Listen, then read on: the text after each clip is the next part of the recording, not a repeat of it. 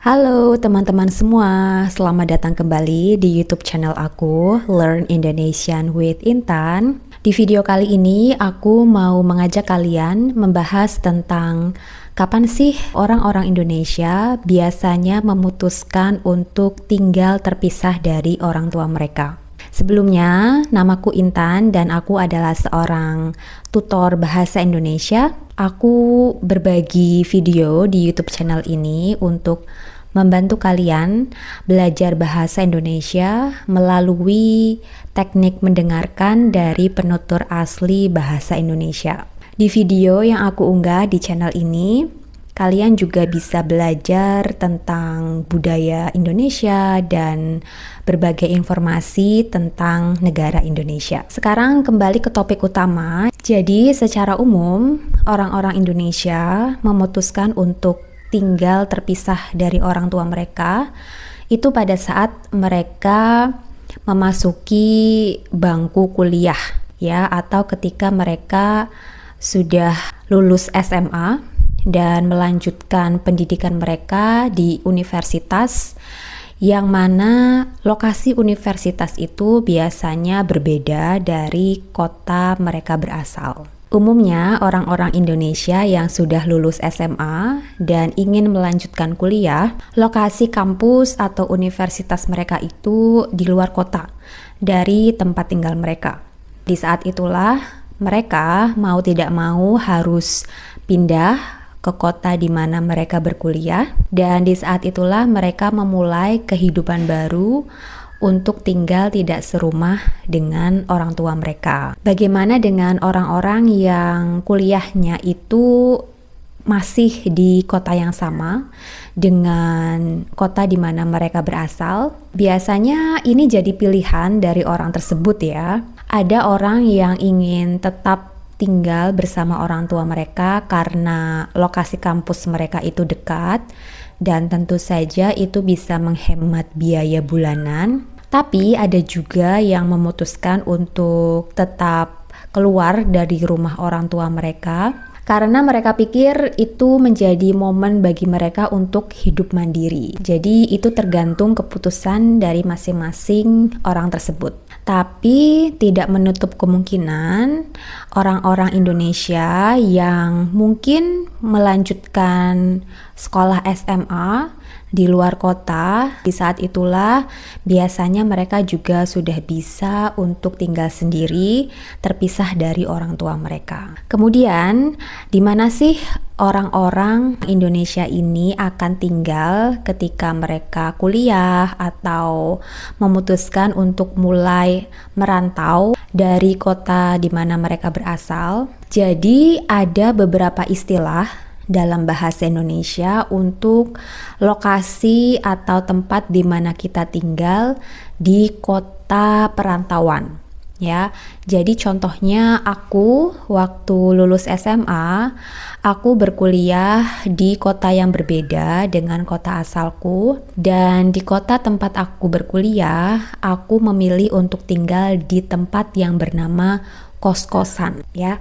Jadi kos atau kos-kosan adalah tempat yang umumnya dipakai oleh mahasiswa yang berasal dari luar kota untuk tinggal selama mereka kuliah di kota tersebut. Kos-kosan ini beraneka ragam macamnya.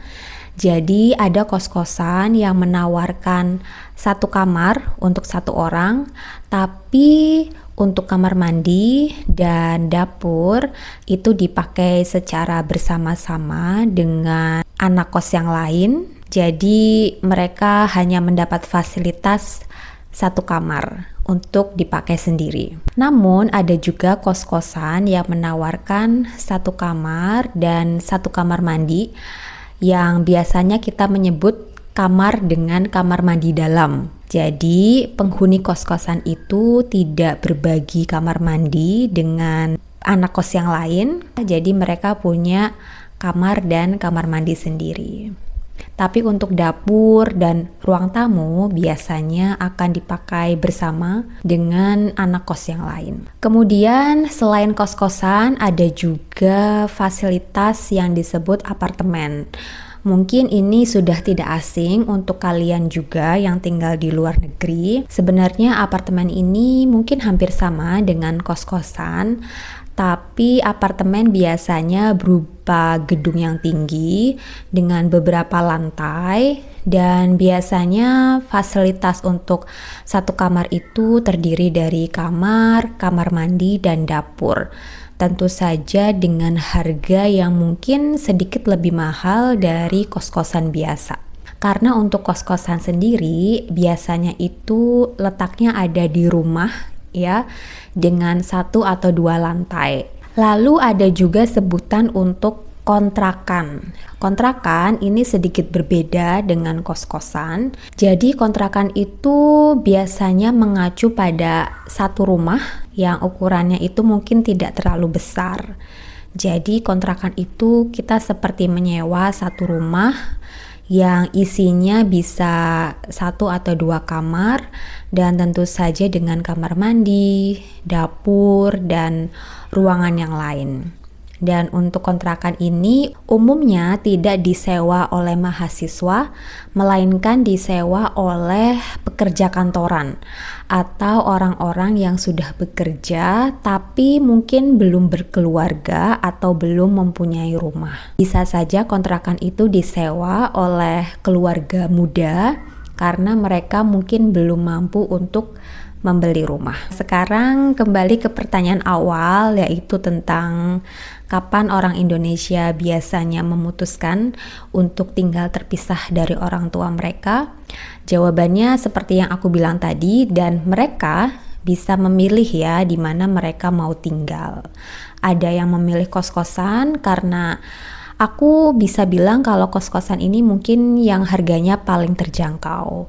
Lalu yang kedua adalah apartemen, dan yang terakhir adalah kontrakan.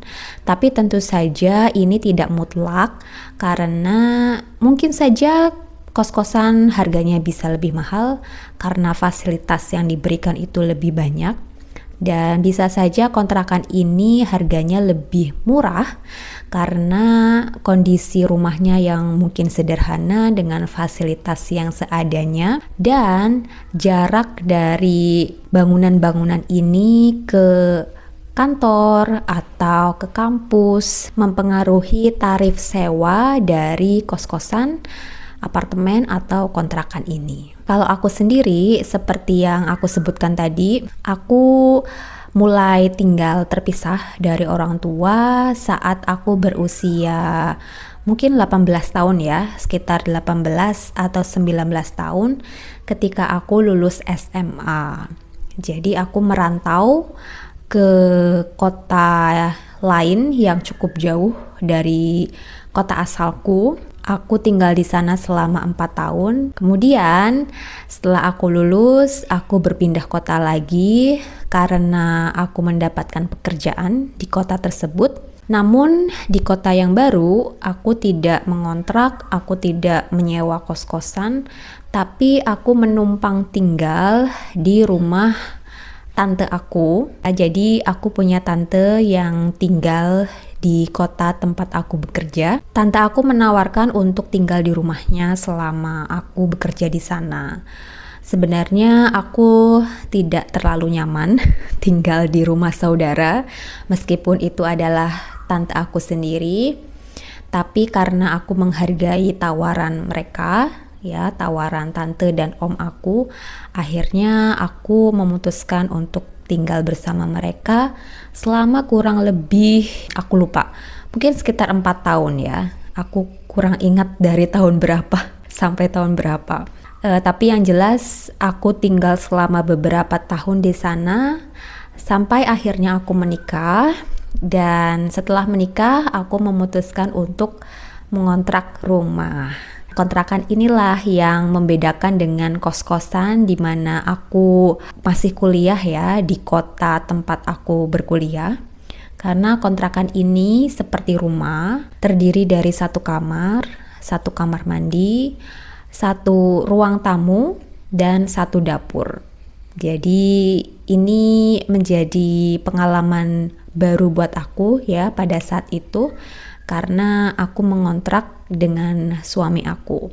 Ya, jadi itulah sekilas tentang kapan ya orang Indonesia biasanya tinggal terpisah dari orang tua mereka dan beberapa tempat yang digunakan untuk tinggal atau untuk hidup sebelum mereka punya rumah sendiri. Untuk harga, mungkin ada yang penasaran berapa sih harga sewa kos-kosan, apartemen, dan kontrakan di Indonesia? Jujur aku kurang tahu untuk harga pasaran saat ini, tapi semuanya tentu saja tergantung pada fasilitas, lokasi, dan area publik yang berada di sekitar bangunan tersebut. Tapi pada saat aku menyewa kos-kosan, harga pada saat itu cukup murah. Jadi untuk 1 bulan, kalau tidak salah ya, harganya itu hanya sekitar Rp250.000 atau Rp300.000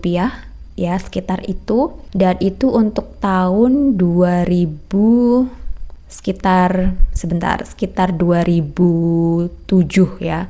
2007 sampai 2011. Menurut aku itu adalah harga yang sangat murah dengan fasilitas yang sangat-sangat cukup ya untuk kehidupan mahasiswa pada saat itu. Kalau kalian sendiri gimana? Apakah kalian pernah menyewa kos-kosan atau tinggal di kontrakan atau tinggal di apartemen sebelum kalian berkeluarga? Boleh kalian bagikan cerita kalian di kolom komentar ya. Oke teman-teman, semoga video kali ini bermanfaat untuk kalian mengetahui tentang budaya orang Indonesia tinggal terpisah dari orang tua mereka dan beberapa akomodasi yang biasanya orang Indonesia gunakan untuk tinggal terpisah dari orang tua mereka. Terima kasih ya sudah menonton video ini, dan jika ada permintaan topik atau sejenisnya, kalian bisa tinggalkan komentar di video ini atau kirimkan email di alamat yang aku cantumkan di kolom deskripsi. Terima kasih teman-teman dan selamat belajar bahasa Indonesia. Dadah.